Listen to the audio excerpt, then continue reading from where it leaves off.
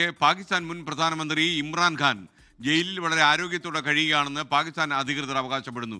ജീവിച്ചിരിക്കുന്നു എന്നതിന് തെളിവ് ആവശ്യപ്പെട്ട് മകനും സഹോദരിമാരും ഇമ്രാൻഖാനെ സന്ദർശിക്കാൻ സഹോദരിമാർക്കും ഖൈബർ മുഖ്യമന്ത്രിക്കും വീണ്ടും അനുമതി നിഷേധിച്ചു. പാകിസ്ഥാൻ പട്ടാളം പിടിമുറുക്കുന്നു.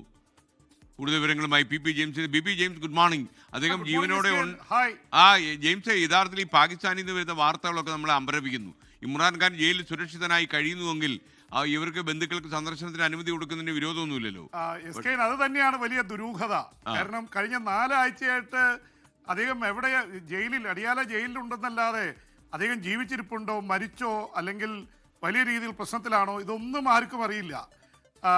അവര് കഴിഞ്ഞ ദിവസങ്ങളിൽ പാകിസ്ഥാന്റെ പാർട്ടി, ഇമ്രാൻഖാന്റെ പാർട്ടിയായിട്ടുള്ള PTI, പാകിസ്ഥാൻ തെഹ്രീക്ക് ഇൻസാഫ്, ആയിരക്കണക്കിന് പ്രവർത്തകർ വന്ന് അടിയാല ജയിലിന് മുമ്പിൽ 3 സഹോദരിമാർക്കൊപ്പം പ്രതിഷേധിച്ചപ്പോൾ അവസാനം ഗതികെട്ട് അവർ സമ്മതിച്ചു 3 സഹോദരിമാരെയും കാണാൻ അനുവദിക്കാം.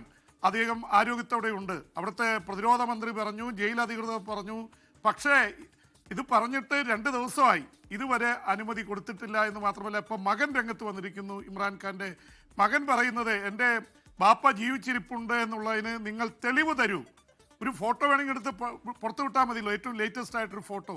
ഒന്നില്ലെങ്കിൽ അദ്ദേഹത്തിനെ വലിയ മൃതപ്രായമാവുന്ന രീതിയിൽ മർദ്ദിച്ച് അദ്ദേഹം അബോധാവസ്ഥയിലാവാം, പ്രശ്നങ്ങളിലാവാം, അല്ലെങ്കിൽ ഒരുപക്ഷെ മരിച്ചിട്ടുണ്ടാവാം. ആരോഗ്യത്തോടെ ഉണ്ടെങ്കിൽ എന്തുകൊണ്ട് കാണിക്കുന്നില്ല എന്ന തരത്തിലാണ് ചോദ്യങ്ങൾ ഉയരുന്നത്. അതുകൊണ്ട് ഇപ്പോഴും വലിയ ആശങ്ക നിലനിൽക്കുകയാണ്. ഇപ്പോഴും പാകിസ്ഥാനിലെ ഏറ്റവും വലിയ ജനകീയ നേതാവ് ഇമ്രാൻഖാനാണ്. 1992 ഐതിഹാസികമായി ലോക ക്രിക്കറ്റ് കിരീടം ചൂടിക്കൊടുത്ത ക്യാപ്റ്റൻ, ഇന്ത്യക്കാരെയും ലോകത്തിലുള്ള മുഴുവൻ ക്രിക്കറ്റ് ടീമുകളെയും വിറപ്പിച്ച പേസ് ബൗളർ എന്നൊക്കെ നിലയിൽ, ഓൾറൗണ്ടർ, ഈ നിലയിൽ ഇമ്രാൻഖാൻ എത്രയോ കാലമായി പാകിസ്ഥാനിലും ഇന്ത്യയിലും വലിയ ആരാധക വൃന്ദമുള്ള ഒരാളാണ്. അദ്ദേഹത്തെ പോലെ ഒരാളെ അവിടുത്തെ പാക് പട്ടാളം ഏതാണ്ട് കൊല്ലാക്കൊല ചെയ്യുന്നു എന്ന തരത്തിലാണ് ആരോപണം വന്നിരിക്കുന്നത്. ലക്ഷക്കണക്കിന് ആൾക്കാരാണ് ഇപ്പോൾ ഈ സമൂഹ മാധ്യമങ്ങളിൽ അതേക്കുറിച്ച് അന്വേഷിച്ചുകൊണ്ടിരിക്കുന്നത്. പാകിസ്ഥാൻ്റെ അവരിപ്പോഴും പറയുന്ന ആരോഗ്യത്തോടെ ഇരിക്കുന്നു, അദ്ദേഹത്തിന് ഞങ്ങൾ ബെഡ് കൊടുക്കുന്നുണ്ട്, മറ്റ് തരത്തിൽ നല്ല ഭക്ഷണം കൊടുക്കുന്നു, അത് കഴിക്കുന്ന ഭക്ഷണത്തിൻ്റെ ഇതൊക്കെ പറഞ്ഞിട്ടുണ്ട്. പക്ഷെ എന്തുകൊണ്ട് കാണിക്കുന്നില്ല എന്നുള്ളതിന് മറുപടിയില്ല. അദ്ദേഹത്തെ ഏകാന്ത തടവിലാണ് പാർപ്പിച്ചിരിക്കുന്നതെന്ന് പറയുന്നു. അപ്പം അദ്ദേഹത്തിൻ്റെ അവസ്ഥ സംബന്ധിച്ച് എന്താണെന്ന് പുറത്തുവിടുന്നില്ല. സഹോദരിമാരോ മകനോ കണ്ടു കഴിഞ്ഞാൽ യഥാർത്ഥ അവസ്ഥ പുറത്തു വരും എന്നുള്ളത് കൊണ്ടായിരിക്കണം ഒരുപക്ഷെ അത് പുറത്തുവിടാത്തത് എന്നുള്ള ആരോപണമുണ്ട്. എന്തായാലും ഇനിയും അത് സംബന്ധിച്ചുള്ള കാര്യങ്ങൾ കൂടുതലായിട്ട് തുടരുകയാണെന്ന് മാത്രമല്ല, അവിടെ സൈന്യാധിപനായ ആള് ചീഫ് ഓഫ് ഡിഫൻസ് ഫോഴ്സസായി അവിടെ സ്ഥാനമേറ്റു അസിം മുനീർ. അദ്ദേഹത്തിനെതിരെ ഇനി ദൈവത്തിനല്ലാതെ ആർക്കൊന്നും ചെയ്യാൻ പറ്റില്ല. കാരണം ഭരണഘടനാ ഭേദഗതിയിലൂടെ ന്യൂക്ലിയർ ബോംബ് അടക്കം, യുദ്ധമടക്കം പ്രഖ്യാപിക്കാനുള്ള അധികാരമുള്ള സർവ്വ സൈന്യാധിപനായി മാറിയിരിക്കുകയാണ് അസിം മുനീർ പഞ്ചാബിയാണ്. ഇപ്പുറത്തുള്ള വലിയ പത്താൻകാരുടെ വലിയ ആവേശമാണ് ഇമ്രാൻഖാൻ. ഇവർ തമ്മിലുള്ള ഒരു പ്രശ്നം കൂടി ഇതിനുണ്ട്. പഞ്ചാബി ഈ പാകിസ്ഥാനും അതുപോലെ തന്നെ പത്താൻകാരാണ് അവിടുത്തെ ഏറ്റവും ശക്തരായിട്ടുള്ള, അഫ്ഗാനിസ്ഥാനിലും പാകിസ്ഥാനിലും ഉള്ളത്. അവരുടെ വലിയൊരു വീരനായകനാണ്. അദ്ദേഹത്തെയാണ് അടിച്ചമർത്തുന്നത്. അതിനെതിരെ ഒരുപക്ഷെ പാകിസ്ഥാനിൽ വലിയ കലാപവും പ്രക്ഷോഭവും ഉണ്ടായാലും അത്ഭുതപ്പെടാനില്ല.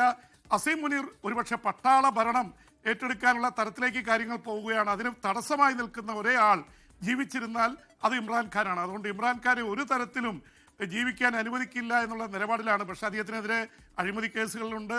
അഴിമതി കേസിൽപ്പെട്ടാൽ ജയിലിലടക്കുകയാണ് ചെയ്യുന്നത്. പക്ഷെ അതിനപ്പുറത്തേക്ക് പീഡിപ്പിക്കാൻ അവകാശമുണ്ടോ എന്ന് ചോദിച്ചാൽ ഇല്ല എന്നാണ് നമുക്ക് മനസ്സിലാവുന്നത്.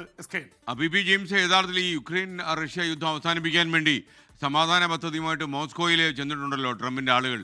അപ്പോൾ അവരുമായിട്ട് ചർച്ച നടത്തുമെന്നൊക്കെ വ്ളാഡിമിർ പുടിൻ പറയുന്നു. അതിന്റെ ലേറ്റസ്റ്റ് അപ്ഡേറ്റ് എന്താണ്? ഇവിടെ യുദ്ധവും സമാധാനവും എന്നുള്ള അവസ്ഥയിലാണ്. അടുത്ത ഈ വരുന്ന ഫെബ്രുവരിയിൽ 4 വർഷം തികയാണ് യുദ്ധത്തിന്. അതിനിടയിലാണ് ഇപ്പോൾ വ്ളാഡിമിർ പുടിൻ കിർഗിസ്ഥാൻ സന്ദർശിച്ചുകൊണ്ടിരിക്കുകയാണ്. കിർഗിസ്ഥാനിൽ അദ്ദേഹം പറഞ്ഞിരിക്കുന്നത്, ട്രംപിൻ്റെ സമാധാന പദ്ധതി, അമേരിക്കയുടെ സമാധാന പദ്ധതി ഞങ്ങളുടെ മുൻപിലുണ്ട്, അതിന് കുറേ മാറ്റങ്ങൾ വരുത്തിയിട്ടുണ്ട്, അത് കാണേണ്ടതാണ് എന്തൊക്കെ മാറ്റങ്ങൾ എന്നുള്ളത്. എന്തായാലും US-ന്റെ സംഘം മോസ്കോയിൽ വരുന്നു. അവരുമായിട്ട് പ്രത്യേകിച്ച് സ്റ്റീവ് വിറ്റ്കോഫ് എന്ന ട്രംപിൻ്റെ വിശ്വസ്തനായിട്ടുള്ള പ്രതിനിധി, അദ്ദേഹം തന്നെയാണ് ഗസയിലൊക്കെ ചർച്ചകൾക്ക് പോയത്. വിറ്റ്കോഫിൻ്റെ നേതൃത്വത്തിലുള്ള US സംഘം മോസ്കോയിൽ എത്തിയാൽ ഉടൻ ചർച്ചകൾ ആരംഭിക്കും. 1, 2, 3 ദിവസത്തിനുള്ളിൽ ചർച്ചകൾ ആരംഭിക്കും. അപ്പോൾ അറിയാം റഷ്യയുടെ ഇപ്പോഴത്തെ ഒരു അവസ്ഥ. നേരത്തെ ട്രംപ് കൊടുത്തിരുന്ന സമാധാന പദ്ധതി റഷ്യയ്ക്ക് അനുകൂലമാണെന്ന് യൂറോപ്യൻ രാജ്യങ്ങളും വ്ളാഡിമിർ സെലൻസ്കിയും ഒക്കെ കുറ്റപ്പെടുത്തിയിരുന്നു. അതുകൊണ്ട് അതിലിപ്പോൾ മാറ്റം വരുത്തിയുള്ള പദ്ധതിയാണ് വരുന്നത്. പക്ഷെ ഇതിനിടയിൽ യുദ്ധം രൂക്ഷമായി തന്നെ തുടരുകയാണ്. കിഴക്കൻ ഉക്രൈനിൽ പൊക്രോസ്ക് അടക്കമുള്ള സ്ഥലങ്ങളിൽ സഫ്രോഷിയിൽ ഒക്കെ റഷ്യയുടെ ഡ്രോണുകളും മിസൈലുകളും ഒന്നിനു പുറകെ ഒന്നായി പതിക്കുന്നുണ്ട്. തിരിച്ച് 200-ലേറെ ഡ്രോണുകളാണ് ഉക്രൈൻ റഷ്യയുടെ അതിർത്തി ഇതിൽ പ്രധാനപ്പെട്ട ബെൽഗോറോഡ് അടക്കമുള്ള പ്രധാനപ്പെട്ട നഗരങ്ങളിലൊക്കെ ഇട്ടിരിക്കുന്നത്. ഇപ്പോൾ യുദ്ധം തുടരുന്നു, അതിനിടയിൽ സമാധാനത്തിലുള്ള ചർച്ചകൾ നടക്കുന്നു. ഇതിന് മുന്നോട്ട് കൊണ്ടുപോകാൻ അത്ര എളുപ്പമല്ല. കാരണം അമേരിക്ക പറഞ്ഞിരിക്കുന്നത് ഇതിൽ ഒപ്പിട്ടില്ലെങ്കിൽ ഞങ്ങളുടെ പിന്തുണയില്ല. അമേരിക്കൻ ആയുധങ്ങൾ വെച്ചാണ് ഉക്രൈൻ ഇത്രകാലം ഫൈറ്റ് ചെയ്ത് നിന്നത്, അല്ലെങ്കിൽ 2 ആഴ്ച കൊണ്ട് റഷ്യ ഇത് പിടിച്ചടക്കുമായിരുന്നു എന്നാണ് പറഞ്ഞിരുന്നത്. അപ്പോൾ അതുകൊണ്ട് ഈ ഉക്രൈൻ യുദ്ധം കൂടുതൽ രൂക്ഷമാവുകയാണ്. ഇസ്രായേലിൽ വലിയ വേറൊരു ആരോപണം കൂടി വരുന്നു. ഇസ്രായേൽ സേന ഇപ്പോൾ ഗസയിൽ നിന്ന് വിട്ട് വെസ്റ്റ് ബാങ്കിൽ കയറി. അതും പലസ്തീൻകാർ തിങ്ങിപ്പാർക്കുന്ന പ്രദേശമാണ്. മനോഹരമായ ഒലിവ് മരങ്ങളുള്ളതാണ്. അവിടെയൊക്കെ ഒലിവ് മരങ്ങൾ പിഴുതെടുത്തുകൊണ്ടിരിക്കുക. ഒരുപക്ഷെ സാംസ്കാരിക പാരമ്പര്യം പേറുന്ന വെസ്റ്റ് ബാങ്കിലെ ഒലിവ് മരങ്ങൾ പിഴുതെടുക്കുന്ന അവിടുത്തെ ആൾക്കാരെ ഉപദ്രവിക്കുന്നു എന്ന് മാത്രമല്ല, പുതിയൊരു വെളിപ്പെടുത്തൽ കൂടി വന്നിട്ടുണ്ട്. ഇന്ത്യയുടെ വടക്ക് കിഴക്കൻ സംസ്ഥാനങ്ങളായിട്ടുള്ള മിസോറാമിലടക്കം 5800-ലേറെ യഹൂദന്മാരുണ്ട്. അവരെ ട്രൈബൽ ജ്യൂസ് എന്നാണ് പറയുന്നത്. അവരെ ഇസ്രായേലിലേക്ക് കൊണ്ടുപോയി ഈ സംഘർഷ മേഖലകളിൽ പാർപ്പിക്കാൻ പദ്ധതി ഇട്ടതായിട്ട് ഇസ്രായേൽ ഈ മണിക്കൂറുകളിൽ വെളിപ്പെടുത്തുക കൂടി ചെയ്യുന്നു. അപ്പോൾ ഇന്ത്യയുടെ പേര് കൂടി ഇപ്പോൾ ഈ ഗസയിലെയും വെസ്റ്റ് ബാങ്കിലെയൊക്കെ പ്രശ്നങ്ങൾക്കിടയിൽ പുറത്തു വരുന്നുണ്ട്. Okay, thank you VP James. Mathew പറയുന്ന VP ജെയിംസ് ഒന്ന് ഇടപെട്ട് യുദ്ധമൊക്കെ അവസാനിപ്പിക്കണമെന്ന്. അതെ, നമ്മള് ഗസയിൽ ഏതാണ്ട് അവസാനിപ്പിച്ചില്ലേ? Okay, thank you. എല്ലാ യുദ്ധം അവസാനിപ്പിക്കാനാണ് എളുപ്പവഴി. VPയുടെ വിദേശ ലേഖനങ്ങളും വീഡിയോയും അതുപോലെ നമ്മുടെ പറച്ചിലുമൊക്കെയാണ്. ലോകത്തെവിടെയായാലും ഏത് സമയത്തും 24 വാർത്തകളും ഓഗ്മെന്റഡ് റിയാലിറ്റി പാക്കേജുകളും എക്സ്പ്ലെയിനറുകളും വിശദമായി കാണാൻ ഞങ്ങളുടെ യൂട്യൂബ് ചാനൽ നിങ്ങൾക്ക് സബ്സ്ക്രൈബ് ചെയ്യാം.